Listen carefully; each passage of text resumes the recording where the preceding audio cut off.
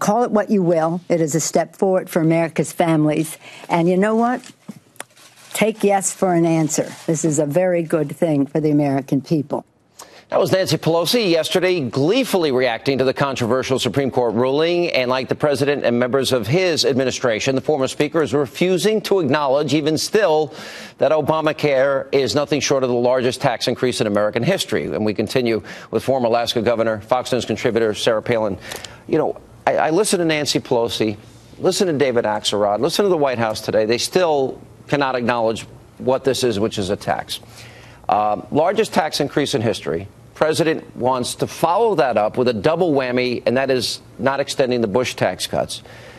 Politically speaking, how should Congress deal with this, and how should the Romney campaign deal with this, if you were to give advice?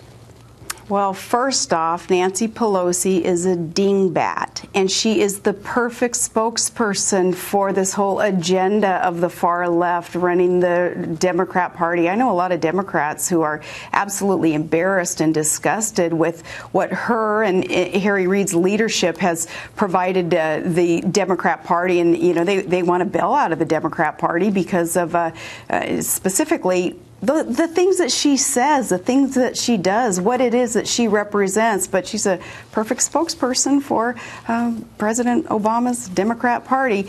But what the Republican Party should do, what constitutional conservatives should do, is point out exactly what you're pointing out. Is we're going to be hit with a double whammy here with this uncertainty of Obamacare that's going to be a job killer. It's the mother of all unfunded mandates. You combine that with the Bush tax cuts that will expire soon, and more of people's hard-earned dollars will be taken from them to grow government, to allow government to intrude on our commercial and private lives.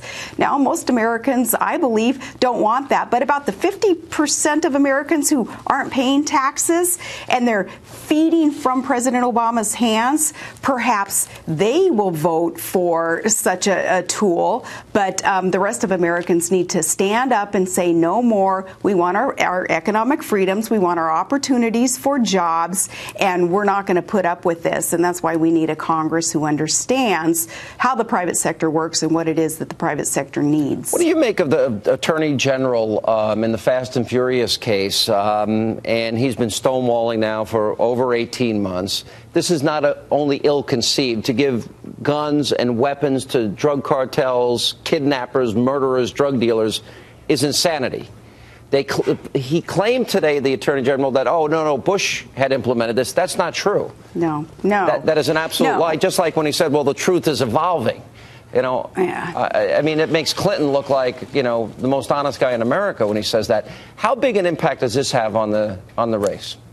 This is more Orwellian speak coming from our Department of Justice, and it's a scary place for America to be, to have an Attorney General who is so deceptive, and this entire administration being probably the least transparent administration, I believe, in America's history. So I'm thankful that Congress, that the House of Representatives took the vote that they did to kind of open the door to allow Americans to understand that the Attorney General Holder is in contempt of Congress. They're asking for information, and he refuses to provide it. Now, as for those congressmen and women who walked out on Brian Terry's family and the American public, literally, physically walking out and not participating in the vote, I think that they, too, should be reprimanded via being voted out of office by their constituents. And they sent a message that it is the most disrespectful thing that they could have done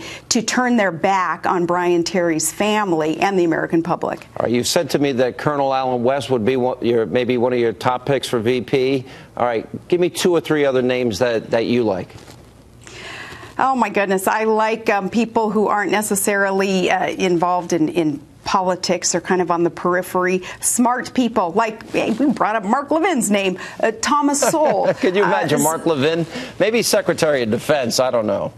He would He'd be kicking butt and taking names, Yeah, and that's he would. exactly what we need right now, Sean. We I need agree people with who you. are going to engage in relentless reform, sudden and relentless reform. We can't just manage the decline that President Obama has created for America. We need to turn things around, so we need characters in there who are bold and will defend our republic and do the right thing for the people, putting government back on the side of the people. All right, Governor, it's always good to see you, and thank you so much for being with us. Thank you.